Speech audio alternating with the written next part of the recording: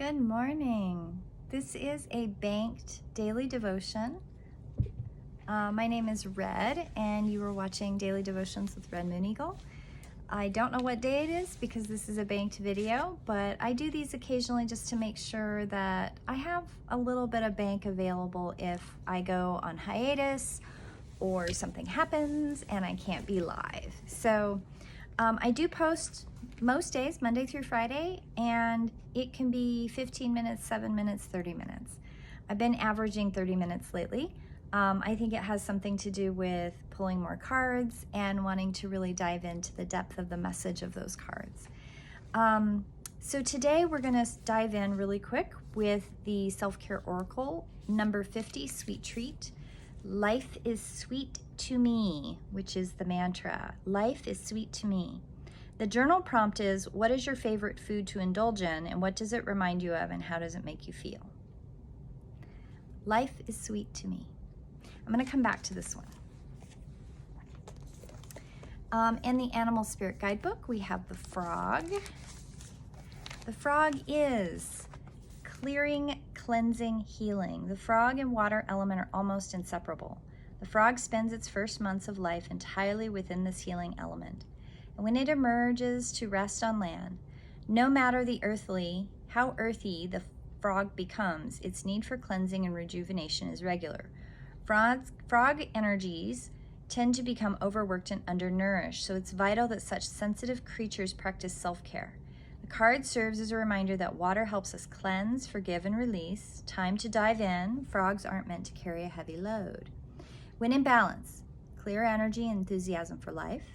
When out of balance, depleted, running on empty. To bring into balance lakes, rivers, oceans, and bathhouse.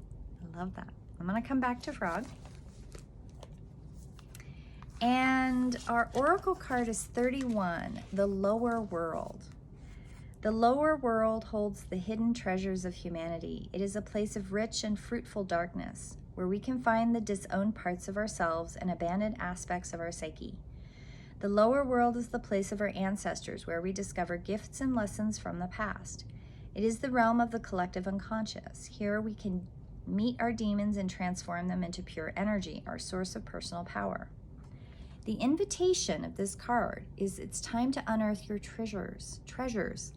Do not make yourself small in order for others to like or accept you. Bring out the gems and precious stones that you have kept inside your heart, hidden even from yourself. It's time to honor your past and recast your life as a heroic quest. As you journey into the lower world, you will be offered all the gifts of your ancestors, their struggles, the way they hurt, the way they lived, and the way they died, all become blessings. The medicine of this card, are you one of those people who do not like to face the past? Now your past is calling you to be acknowledged, to be heard, to be embraced. The only way to become unstuck is to honor everything that has transpired in your life. Reflect on the lessons learned and move on. If you bear witness to your past and learn its lessons, it will stop haunting you. As you embrace its gifts, you will recover a missing part of your soul. Oh, that's a powerful card. Wow. Wow. So one of the things for me that came up with this, I wrote probably about 15 minutes in my journal before I did this, and that was triggered by this card, a sweet treat. Because the mantra is, life is sweet to me.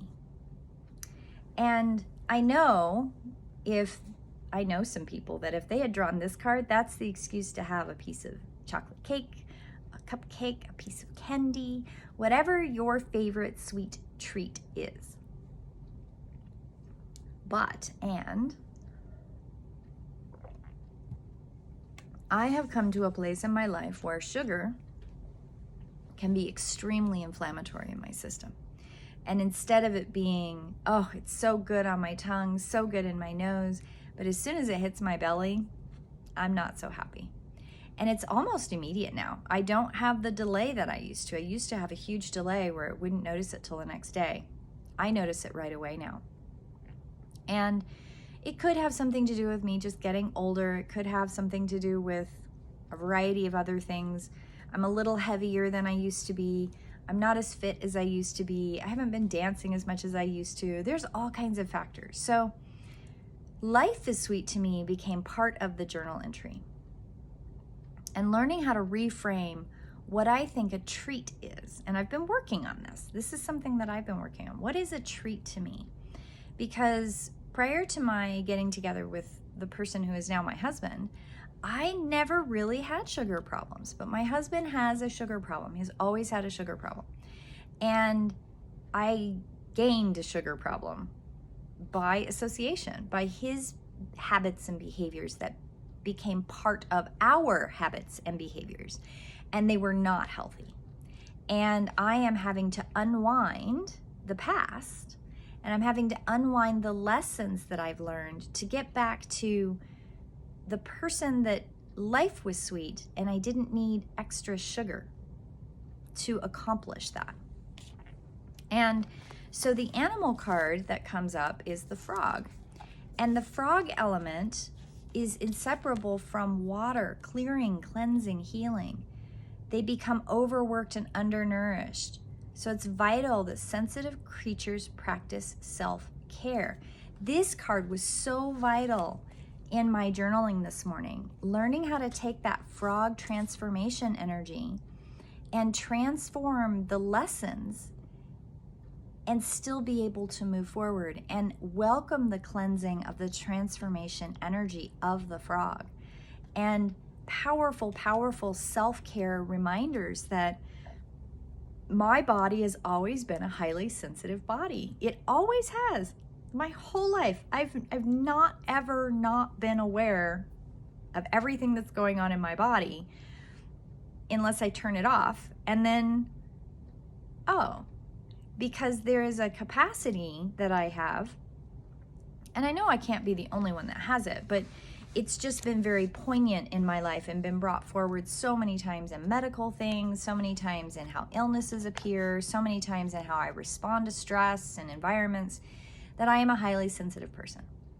And being a highly sensitive person, I have to honor that, and I have to be okay with it. And I also am rewiring and reabsorbing all of those things to figure out how to overcome these behaviors that I've acquired with my husband.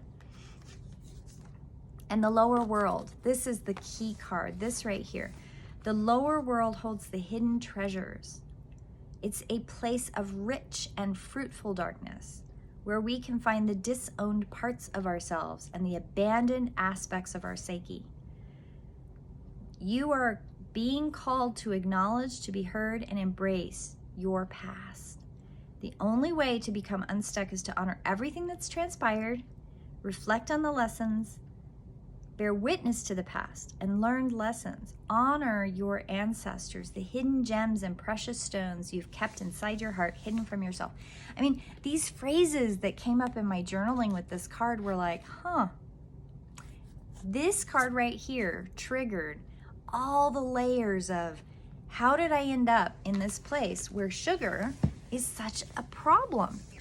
And it was never a problem until it was a problem. And it was behaviors and social circumstances that, it's very easy to fall into habits that are from other people that are their trauma. Okay, so I'll use my beautiful husband as an example. Sugar is a coping mechanism. A sweet treat is a treat that helps the dopamine, the serotonin, the sugar hit, right? That helps him feel good in an environment when he's emotionally overwhelmed. I've talked about this before. He's an empath. So empaths, they just feel everything. So to have something that is in the body that gives that dopamine hit in the body to help them, if I have to go through this thing in my life, I get ice cream afterwards. If this miserable event happens, then I get ice cream.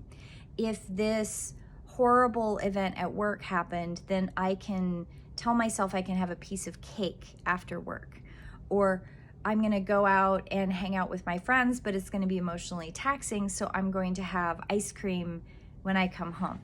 Those are all natural things that I can totally see where those events created this behavior.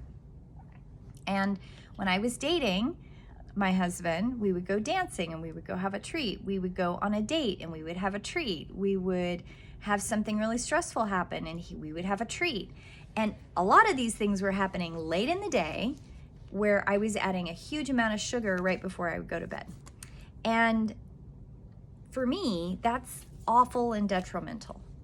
And it created a cycle that I've been with my husband now for more than 10 years. And I can't change him.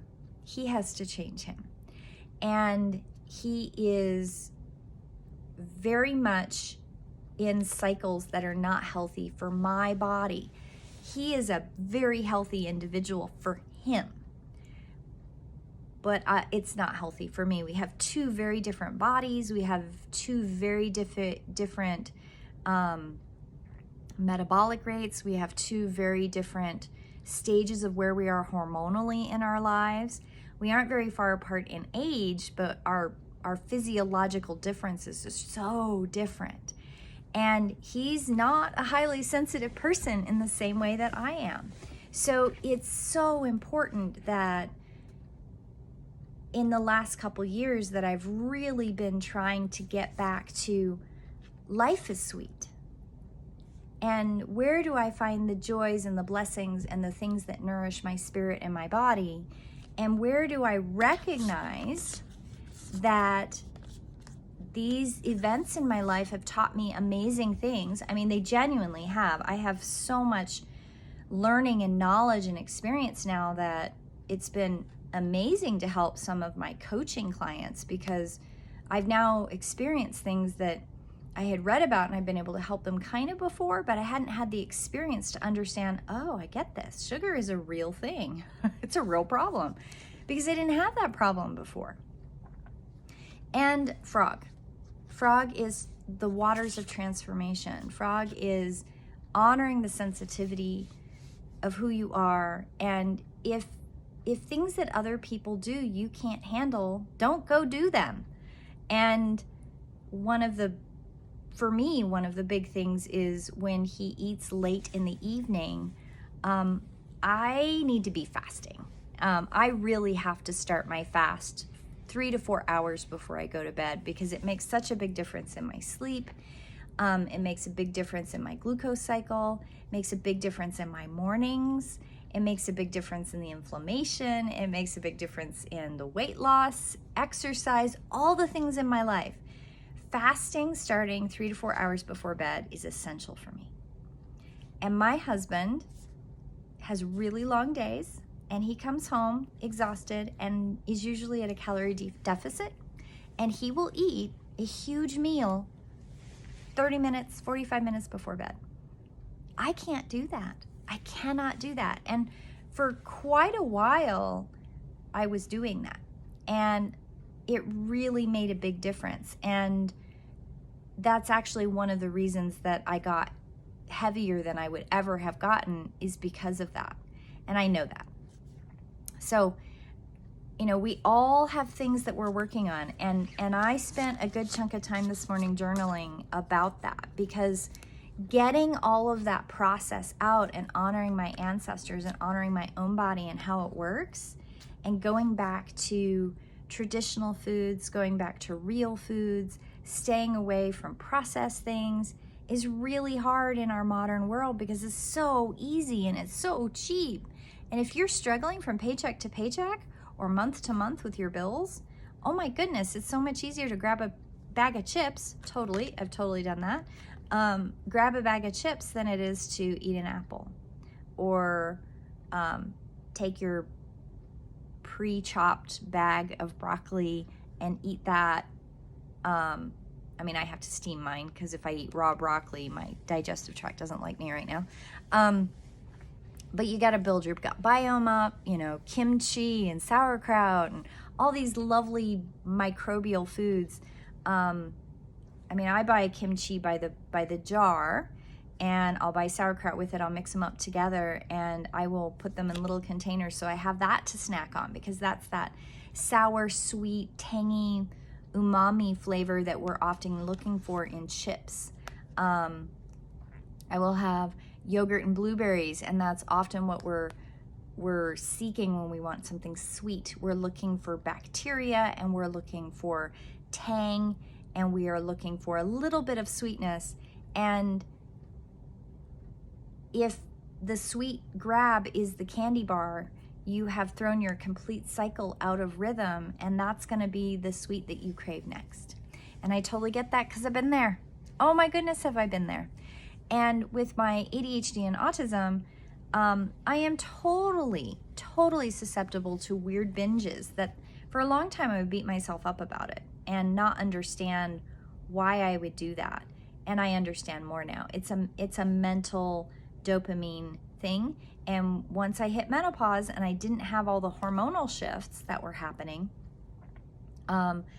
those binges were worse.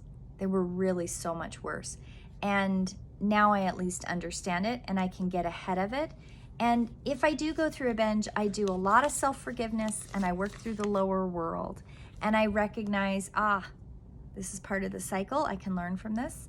If I beat myself up about it, I withdraw and I fall apart, and it's not good.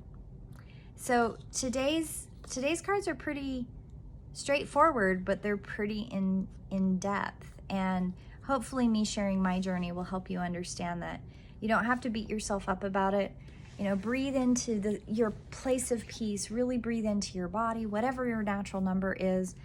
Really allow your body to have breath.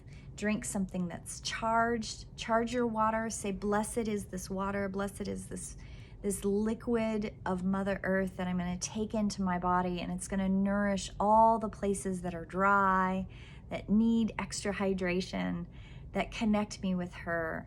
And maybe eat something that is protein first. Get that in your digestive tract. Allow your digestive tract to slow down a little bit with a little bit of protein before you do add something that may or may not be good for you. So I hope you all have a beautiful day, and I will see you in prayer. Blessed be.